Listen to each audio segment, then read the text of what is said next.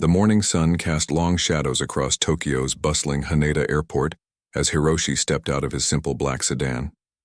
Unlike the flashy luxury cars that usually dropped off important passengers, his ride was modest and understated. That was just his way. Even though he could afford the most expensive vehicle in Japan, he preferred to keep things simple. At 62 years old, Hiroshi had built one of Japan's most successful electronics companies from nothing. Matsuda Electronics now employed over 50,000 people worldwide, but you wouldn't know it by looking at him.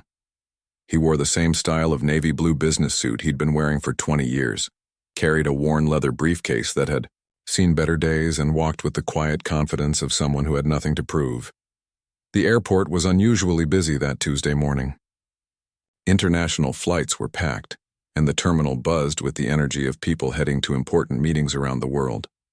Business executives in expensive suits hurried past, talking loudly on their phones about million-dollar deals. Tourists dragged oversized suitcases trying to navigate the crowded walkways. Hiroshi moved through this chaos like a calm river flowing around rocks. He didn't rush, didn't push, didn't raise his voice. Years of meditation and traditional Japanese values had taught him that true strength came from inner peace, not outer display. As he approached the check-in counter, a group of American businessmen were making quite a scene nearby. They wore designer suits that probably cost more than most people's monthly salary, and their voices carried across the terminal as they complained about everything from the flight delay to the coffee quality. Their leader, a tall man with silver hair, was particularly loud about how important their meeting was in New York. The airline staff rushed around them like busy ants, trying to please these obviously wealthy customers.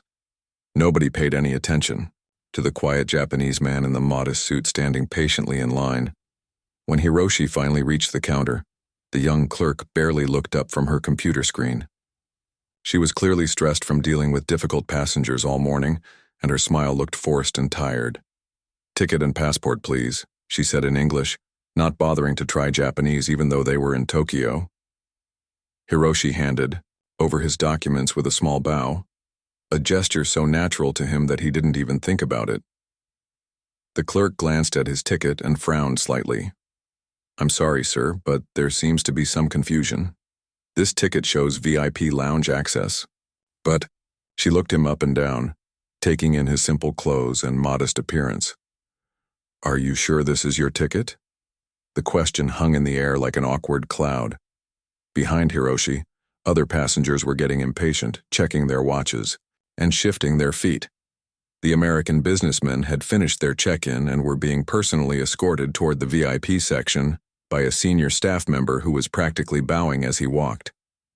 "Yes, it is my ticket," Hiroshi replied calmly, his English clear but accented. "I have a reservation in the VIP lounge." The clerk looked uncertain.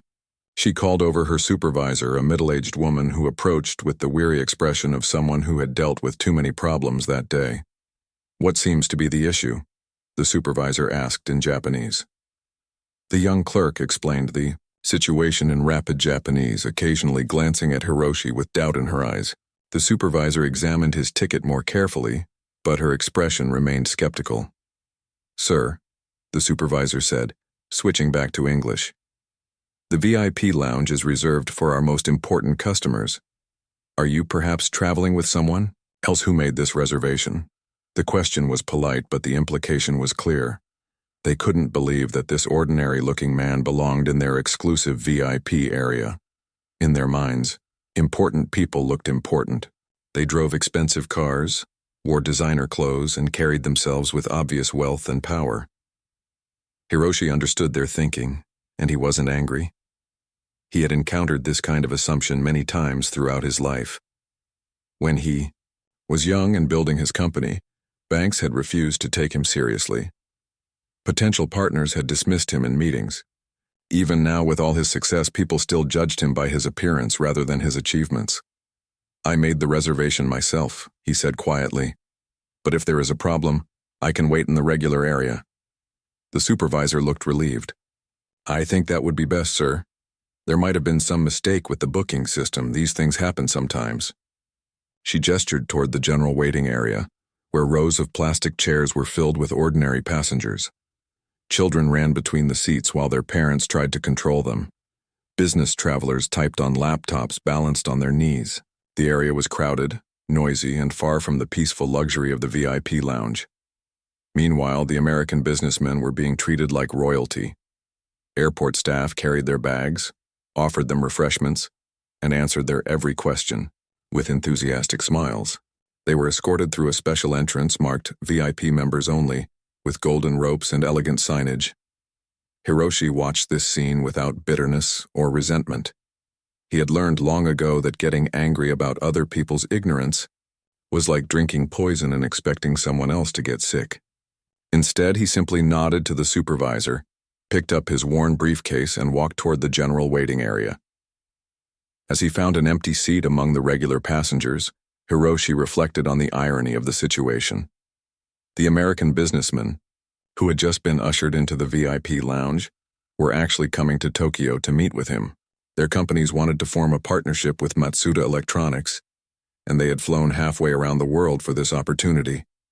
If they only knew that the man they were so eager to impress was sitting just 50 meters away, quietly reviewing his presentation notes while surrounded by crying babies and chattering tourists. But Hiroshi didn't mind the chaos around him.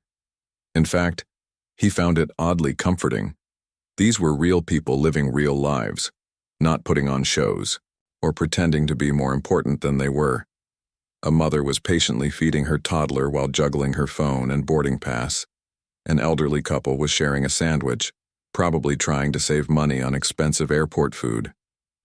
A young student was sleeping on his backpack, exhausted from whatever journey had brought him here. These people reminded Hiroshi of his own humble beginnings.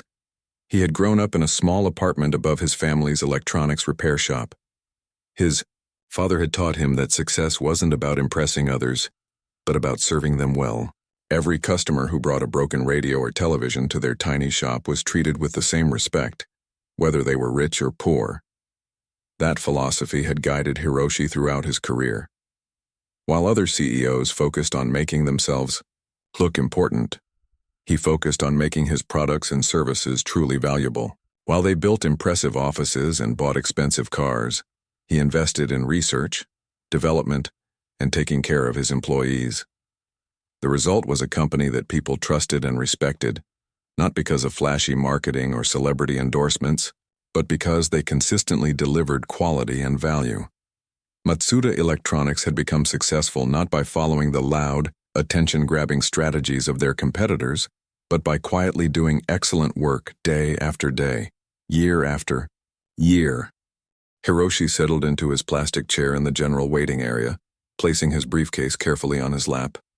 Around him, the usual airport symphony played out, announcements echoing through speakers, children's laughter mixing with adult conversations, and the constant hum of rolling suitcases across the terminal floor.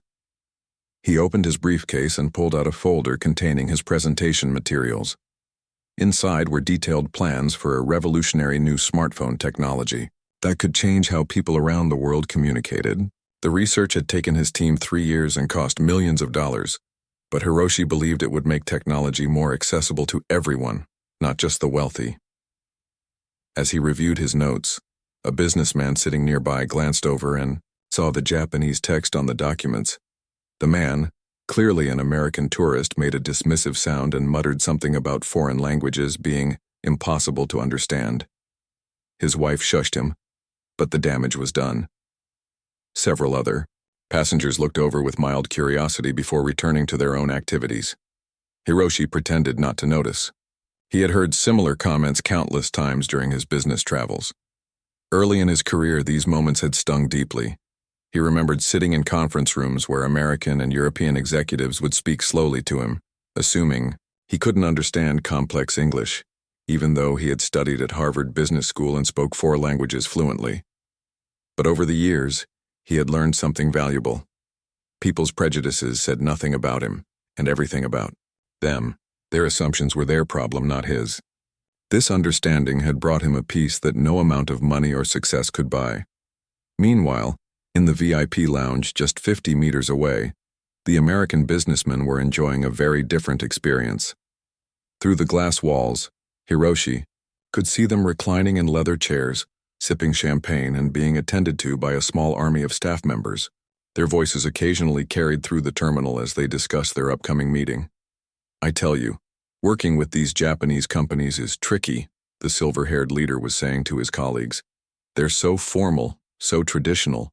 Everything has to be done their way." His companion, a younger man in an expensive watch, nodded knowingly. "That's why we need to show them we're serious players. First impressions matter with these people.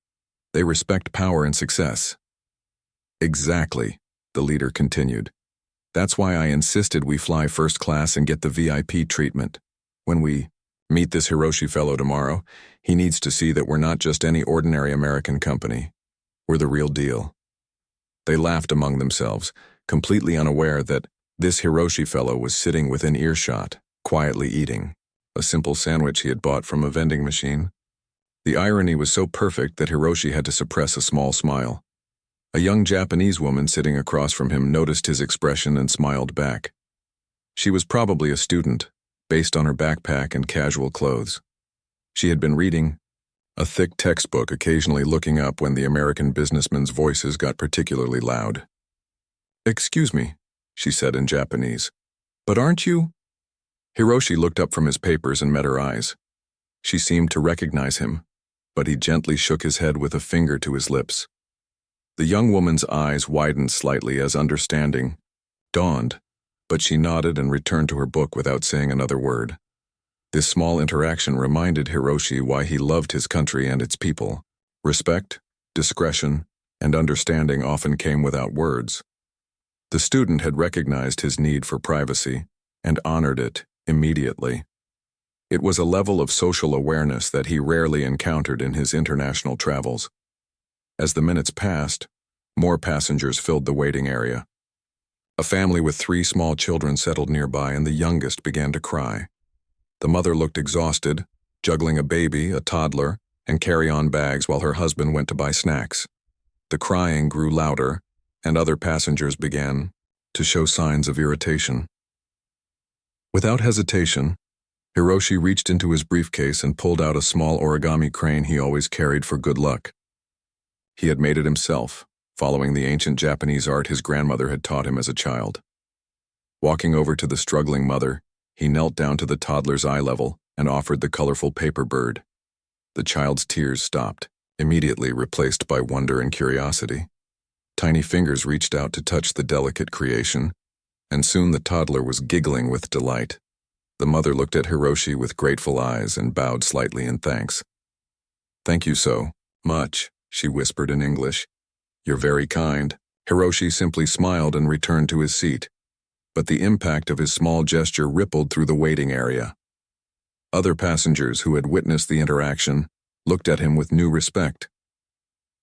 The American businessman who had earlier complained about foreign languages seemed ashamed and avoided eye contact. Back in the VIP lounge, the conversation had shifted to business strategies. The silver-haired man was explaining their approach to the upcoming meeting.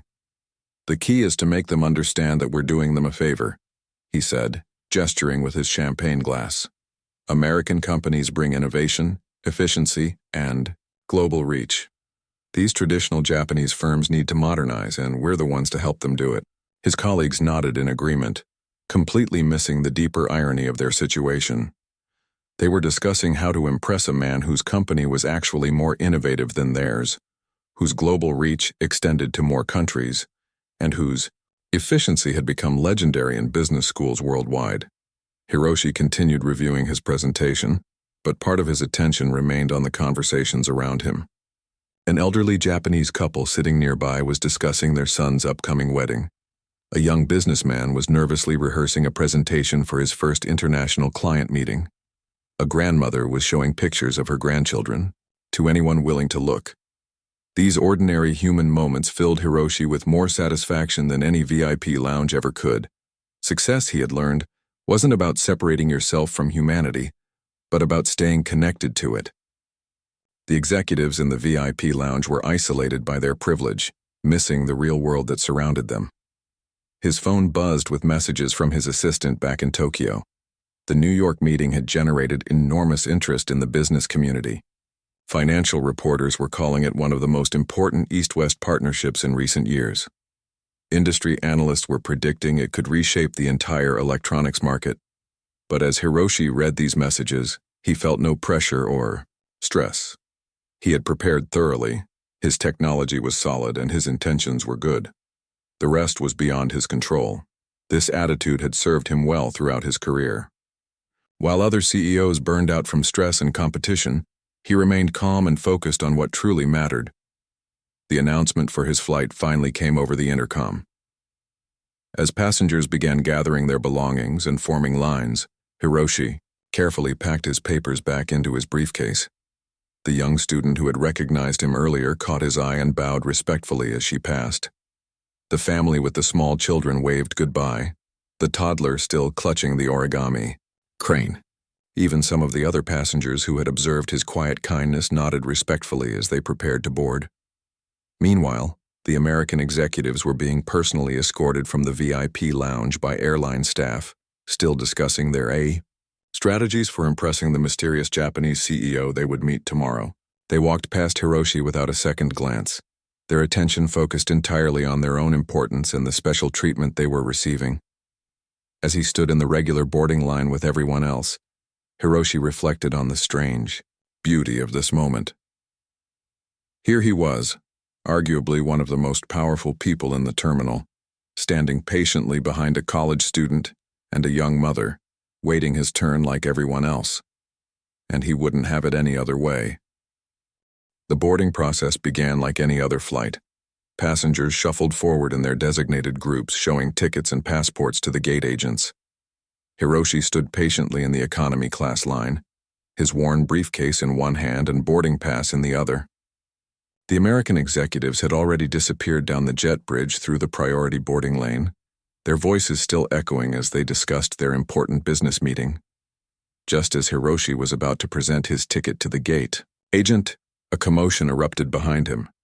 Fast footsteps echoed across the terminal floor, and several airline staff members were practically running toward the boarding gate.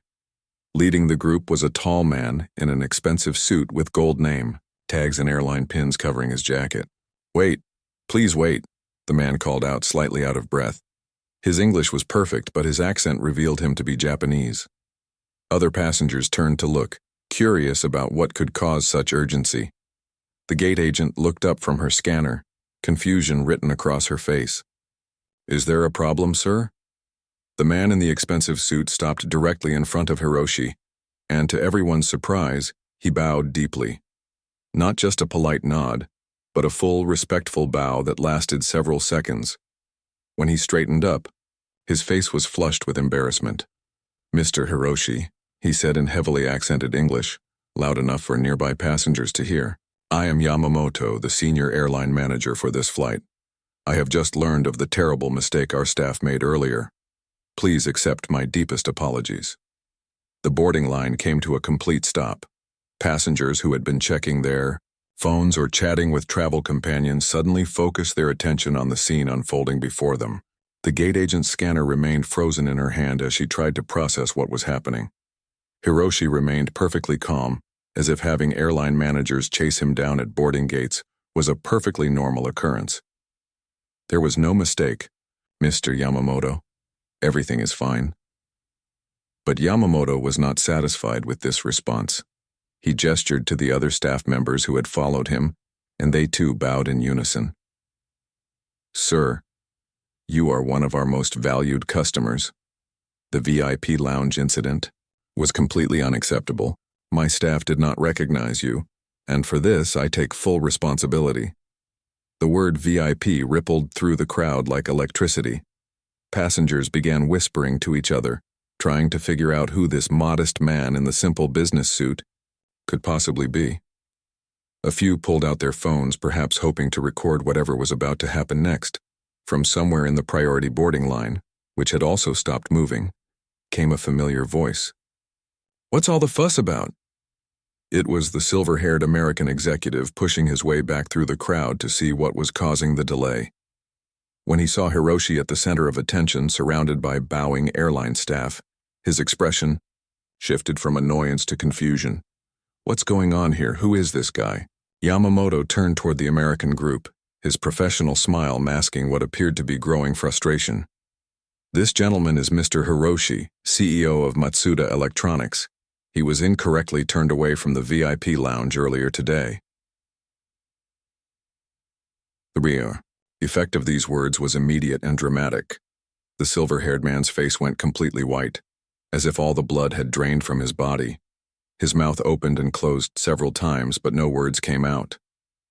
Behind him, his colleagues were having similar reactions, their confident expressions replaced by looks of horror and disbelief. "Wait," one of the younger Americans stammered. "Did you say Matsuda Electronics? As in, the Matsuda Electronics?" "Yes, sir," Yamamoto replied, his tone becoming slightly colder. "Mr. Hiroshi built the company from nothing and has grown it into one of the world's most successful technology firms. He is flying to New York for what I understand is a very important business meeting." The Americans looked at each other with growing panic. They had spent the entire morning in the VIP lounge talking about how to impress this very man, discussing strategies for their meeting, and making assumptions about Japanese business culture. All while the person they were so eager to meet sat 50 meters away, quietly eating a vending machine sandwich and helping crying children. Other passengers in the boarding area were beginning to understand the significance of what was happening. Some had heard of Matsuda Electronics even if they didn't recognize the CEO by sight. Phones came out as people began searching online, trying to learn more about this unassuming man who had somehow caused such a stir. A young businessman in the economy line leaned over to his traveling companion. "I just looked him up. This guy's company is worth billions. He's like the Steve Jobs of Japan, but nobody knows what he looks like because he never does interviews or public appearances." The information spread quickly through the crowd. Passengers, who had witnessed Hiroshi's kindness with the crying child earlier, began to see him in a completely new light. The mother with the small children looked amazed as she realized that one of the most powerful men in Asia had taken time to make her toddler smile. Meanwhile, Yamamoto was still trying to make amends for his staff's earlier mistake. "Mr. Hiroshi, please allow us to upgrade you to first class immediately. We have already prepared a special seat for you, and our cabin crew has been informed of your presence." Hiroshi shook his head gently. "That's very kind, but my current seat is perfectly fine. I don't need any special treatment." This response seemed to shock everyone except Hiroshi himself. The American executives, who had spent thousands of dollars on first-class tickets specifically to make a good impression, couldn't understand why someone with his wealth and status would choose to fly in economy. But the passengers around him were beginning to understand something profound about this man's character. He didn't need expensive seats or VIP lounges to feel important because his sense of worth came from within, not from external symbols of status. The silver-haired American finally found his voice. "Mr. Hiroshi, I had no idea. We're the team from Peterson Industries. We're supposed to meet with you tomorrow in New York." Hiroshi turned to face him with the same calm expression he had maintained throughout the entire situation. "Yes, I know. I recognized you from the photos my assistant sent me." This revelation hit the Americans like a physical blow. Not only had Hiroshi been sitting nearby while they discussed their strategies, but he had actually known who they were the entire time. Every comment they had made about Japanese business culture, every assumption about how to impress him, every moment of their VIP treatment had been observed by the very person they were trying to win over. The younger American executive, the one with the expensive watch, looked like he might be sick. You heard everything we said in the lounge?" Hiroshi's expression remained neutral, neither accusatory nor forgiving. "I heard some things, yes." The boarding area had gone completely quiet, except for the distant sounds of other flights and airport announcements. Even the gate agents had stopped their work to watch this extraordinary scene unfold. Yamamoto, sensing the tension between the business groups, tried to restore some normalcy to the situation. "Perhaps we should continue with the boarding process? Mr. Hiroshi, are you certain you won't accept our upgrade offer?" "I'm certain, thank you." Hiroshi turned back to the gate agent, who was still holding her scanner with a bewildered expression. "I believe you were about to scan my boarding pass?" The gate agent snapped back to attention and quickly processed his ticket. As the scanner beeped, she looked at her screen and her eyes widened slightly. Despite his modest demeanor and economy, ticket, the system showed multiple notes about VIP status and special handling instructions. As Hiroshi walked down the jet bridge, he could hear urgent whispered conversations breaking out behind him. The American executives were probably trying to figure out how to salvage their upcoming meeting, while other passengers were still processing what they had just witnessed. But Hiroshi's mind was already moving forward to the next challenge. Tomorrow's meeting would be interesting, certainly, but not because of anything that had happened at the airport. The real test would be whether these American businessmen could move past their embarrassment and focus on the potential partnership that had brought them all together in the first place. As passengers settled into their seats aboard the aircraft, word of what had happened at the gate spread through the cabin like wildfire. Flight attendants whispered to each other in the galley, their eyes occasionally drifting to the modest man in seat 23B who was quietly reading a book about traditional Japanese gardening. The American executives had managed to secure seats in first class, but their usual confidence had completely evaporated. The silver-haired leader sat staring out the window, his face still pale from the shock of discovery. His colleagues kept glancing back toward economy class, as if they couldn't quite believe that one of Asia's most powerful businessmen was sitting behind them in a regular seat. 5 minutes after everyone had boarded and the cabin doors were about to close, another commotion began. This time it started at the front of the plane where the flight crew was gathered around a man in an airline uniform who had just rushed aboard. "Ladies and gentlemen," came the captain's voice over the intercom, "we have a slight delay due to some last-minute passenger arrangements. We apologize for any inconvenience and will be departing shortly." Passengers looked around curiously, wondering what could cause such a delay after everyone was already seated. The answer came in the form of footsteps echoing down the jet bridge, followed by voices speaking in rapid Japanese. Through the aircraft door came a procession that looked more like a diplomatic delegation than airline staff. Leading the group was a distinguished older man in an impeccable suit, who moved with the authority of someone accustomed to being in charge. Behind him followed Yamamoto, the airline manager from earlier, along with several other officials whose expensive suits and serious expressions suggested they held important positions. But the most remarkable thing about this group was their collective demeanor. Every single one of them looked deeply concerned, almost panicked. They moved with the urgency of people trying to fix a serious mistake before it became a catastrophe. The lead figure approached Hiroshi's row and stopped. Without hesitation, he bowed so deeply that his head nearly touched his knees. The gesture was so formal and profound that every passenger within sight fell completely silent. "Mr. Hiroshi," the man said in English, his voice carrying clearly through the quiet cabin, "I am Takeshi Sato, president of Japan Airlines. I have just learned of the treatment you received at our airport today, and I have come personally to apologize." The entire aircraft seemed to hold its breath. Passengers craned their necks to get a better view. Phones discreetly emerged from pockets, and even the flight attendants stopped their pre-flight preparations to watch this extraordinary scene. Hiroshi looked up from his book with the same calm expression he had maintained throughout the entire ordeal. "Mr. Sato, this is completely unnecessary. Your staff has already apologized, and I hold no grudge against anyone." But Sato was not deterred by Hiroshi's gracious response.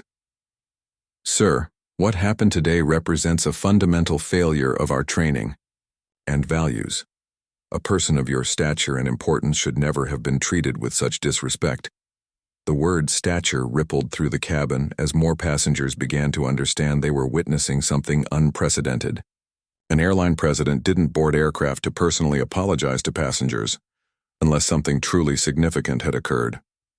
From first class came the sound of uncomfortable shifting, as the American executives realized their situation was getting worse by the minute. Not only had they unknowingly dismissed the very person they were trying to impress, but now their behavior was being highlighted in front of an entire plane full of witnesses. Sato continued his apology, his voice filled with genuine remorse. "Mr. Hiroshi, our staff failed to recognize you and denied you access to services you had rightfully reserved. This is not just a mistake in customer service. but a failure to show proper respect to someone who has contributed so much to Japan's reputation in the global business community. Other passengers were beginning to whisper among themselves as they processed this information. The young businessman who had looked up Hiroshi online earlier was quietly explaining to nearby passengers about Matsuda Electronics and its founder's incredible success story. "He started with nothing," the young man whispered to a curious grandmother, sitting across the aisle. "Built his company from a tiny repair shop into a global empire. He's worth billions, but look at him, sitting in economy class like the rest of us." The grandmother peered over her reading glasses at Hiroshi, who was patiently listening to Sato's continued apologies.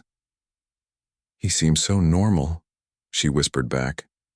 "Not like those loud Americans up front who act like they own the world." Her comment, though spoken quietly, was heard by several other passengers who nodded in agreement. The contrast between Hiroshi's humble dignity and the American's earlier behavior was becoming increasingly apparent to everyone on board. Meanwhile, Sato had brought more than just apologies. Behind him, other airline officials were carrying what appeared to be gifts, traditional Japanese items wrapped in elegant silk cloths. One by one, they presented these offerings to Hiroshi with formal bows. "Please accept these small tokens of our deepest regret," Sato said as each gift was presented. "This is a handcrafted tea set from Kyoto's finest artisan. This is a selection of premium sake from our most honored brewmaster. And this is a first edition book of haiku by Matsuo Basho, Japan's greatest poet." The presentation of these gifts created a scene unlike anything most passengers had ever witnessed on a commercial flight. It resembled a formal ceremony from another era, where honor and respect were paramount values that governed all interactions. Hiroshi accepted each gift with gracious bows of his own, but his responses remained humble. "Mr. Sato, these are beautiful gifts, but they are far more than necessary. Your sincere apology is already more than enough for me." A teenager sitting nearby leaned over to his father and whispered, "Dad, why is everyone treating him like he's the emperor or something?" His father, who had been following the news about major business deals in the technology sector, whispered back, "Son, this man probably has more influence on Japan's economy than most government ministers. Companies around the world want to work with him, and his decisions affect millions of jobs." The revelation of Hiroshi's true importance was spreading through the cabin like ripples in a pond.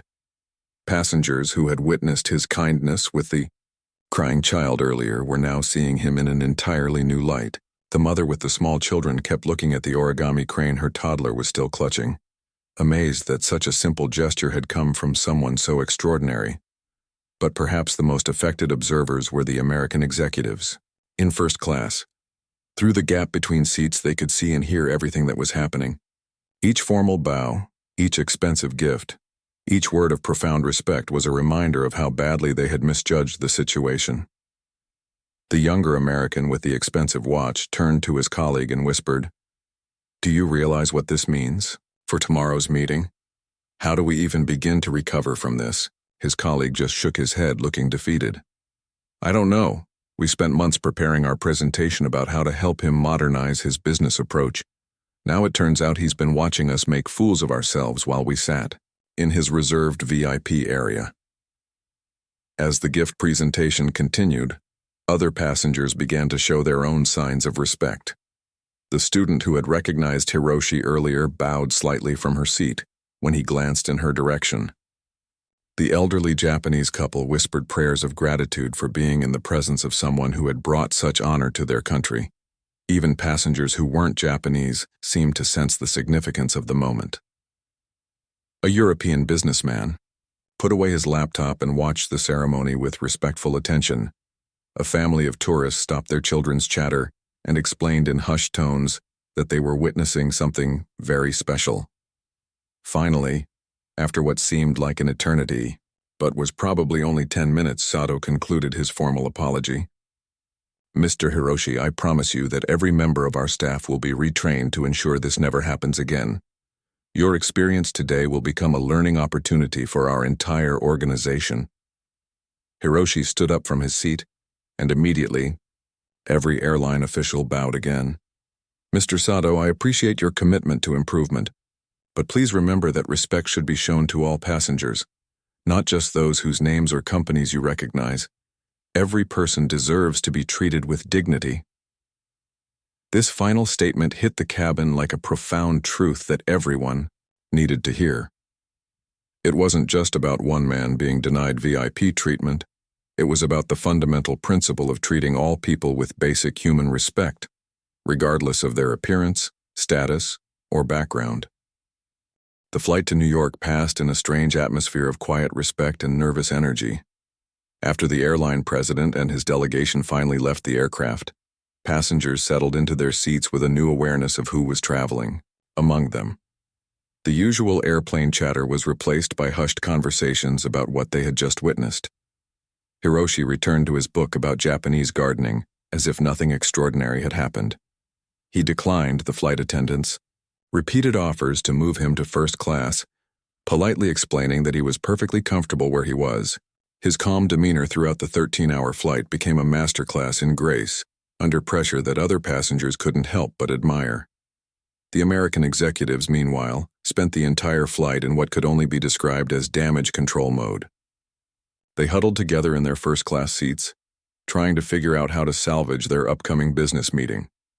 Their confident presentations about teaching Japanese companies modern business practices now seemed laughably inappropriate. "What do we even say to him?" the silver-haired leader whispered to his team during the meal service. "How do we explain that we spent 3 hours talking about his company while sitting in his reserved lounge space?" His younger colleague, who hadn't touched his expensive first-class meal, shook his head in disbelief. "The worst part is that everything we said was wrong. We talked about Japanese companies needing to modernize, but his company is more innovative than ours. We discussed showing them global reach, but Matsuda Electronics is in more countries than we are." During the flight, several passengers approached Hiroshi to express their admiration for his dignity and kindness. The mother with the crying toddler made a special trip to economy class to thank him again for the origami crane that had calmed her child. The young student who had recognized him earlier asked politely if she could take a photo, which he graciously declined but offered instead to sign a piece of paper for her. Each interaction revealed more about Hiroshi's character. He remembered everyone's names, asked thoughtful questions about their lives, and showed genuine interest in their stories. A retired teacher told him about her grandchildren in California. A young entrepreneur shared his dreams of starting a technology company. An elderly farmer described his organic rice-growing methods. To each person, Hiroshi gave his complete attention, as if their conversation was the most important thing happening on the entire aircraft. This ability to connect with people from all walks of life had been one of the secrets to his business success, though few people outside his company knew it. When the plane finally landed at JFK Airport in New York, the story took another unexpected turn. Word of the incident had somehow reached the American media during the flight. A small group of business reporters was waiting at the arrival gate, having heard rumors about a dramatic confrontation involving a major Japanese CEO. As passengers disembarked, the reporters were clearly looking for someone who fit their preconceived image of a powerful business leader. They approached several well-dressed passengers, including the American executives, asking if they were the Japanese CEO in question. The silver-haired American, still shaken from the flight experience, actually laughed bitterly when a reporter asked if he was Hiroshi. "No," he said, pointing toward the economy passengers still exiting the plane. "He's back there, probably carrying his own luggage." The reporters looked confused, clearly unable to reconcile their expectations with reality. When Hiroshi finally emerged from the jet bridge carrying his worn briefcase and small carry-on bag, they almost missed him entirely. Only when his assistant, who had been waiting at the gate, bowed respectfully and called his name did the reporters realize their mistake. The scene that followed became legendary in business circles. Instead of the dramatic confrontation or angry statements the reporters expected, Hiroshi simply smiled and politely declined to comment on the airline incident. When pressed about his experience, he redirected the conversation to praise the professionalism of the airline staff and the comfort of the flight. "Sometimes," he told the persistent reporters, The most important lessons come from unexpected places. Today reminded me that respect is something we give to others, not something we demand for ourselves. The next morning, the business meeting between Hiroshi and the American executives took place as scheduled in a Manhattan conference room. The Americans arrived early, having spent the entire night revising their presentation and practicing new approaches that showed proper respect for their potential partner. When Hiroshi entered the room, the atmosphere was completely different from what anyone had expected. Instead of the confident Americans presenting to a traditional Japanese businessman, it was clear that the power dynamic had fundamentally shifted. The events at the airport had revealed character in ways that no business presentation ever could. The silver-haired leader began the meeting with a formal apology that went far beyond business courtesy. He acknowledged not just their failure to recognize Hiroshi, but their broader assumptions about Japanese business culture and their own superiority. It was a moment of genuine humility that surprised everyone in the room. Hiroshi listened to their apology with the same calm attention he had shown throughout the entire experience. When they finished, he simply said, "Thank you for your honesty. Now let's talk about how our companies can help each other succeed." What followed was one of the most productive business meetings any of the participants had ever experienced. Instead of trying to impress each other with presentations about their own greatness, both sides focused on genuine collaboration. The Americans brought technical expertise in certain areas, while Hiroshi's company offered innovation and market access that complemented their strengths perfectly. The partnership that emerged from this meeting became a model for international business cooperation. Instead of one company trying to teach or change the other, they created a relationship based on mutual respect and shared goals. The Americans learned to appreciate the value of quiet confidence and long-term thinking, while Hiroshi's team benefited from their partner's direct communication style and rapid decision-making processes. But the impact of that day extended far beyond business deals. The story of what happened at Tokyo's airport spread throughout the corporate world, becoming a case study taught in business schools around the globe. It illustrated powerful lessons about leadership, humility, and the danger of judging people by their appearance or assumptions about their culture. The airline industry also took notice. Training programs were developed to help staff recognize that important customers don't always look important. The concept of treating every passenger with equal respect, regardless of their perceived status, became a standard practice that improved the travel experience for millions of people. For the passengers who witnessed the events on that flight, the experience left lasting impressions. The young student who had recognized Hiroshi went on to start her own company, always remembering his lesson about staying connected to ordinary people, even as success grows. The mother with the crying child taught her children about the power of small acts of kindness, using the origami crane as a symbol of how successful people can remain humble and caring. The American executives, humbled by their experience, changed their entire approach to international business. They learned to listen more and assume less, to show respect before demanding it, and to recognize that wisdom and innovation can come from anywhere, often in the most unexpected packages. Years later, when business historians looked back at this incident, they identified it as a turning point in East-West business relations. It marked the beginning of a new era where partnerships were built on mutual respect rather than cultural superiority, where success was measured not just by profits, but by the dignity with which people treated each other. And Hiroshi himself? He continued flying in economy class, carrying his worn briefcase and treating every person he met with the same respect and kindness that had made him legendary. Because for him, the real measure of success was never about the seat you sat in, but about the grace with which you treated the journey and everyone who shared it with you.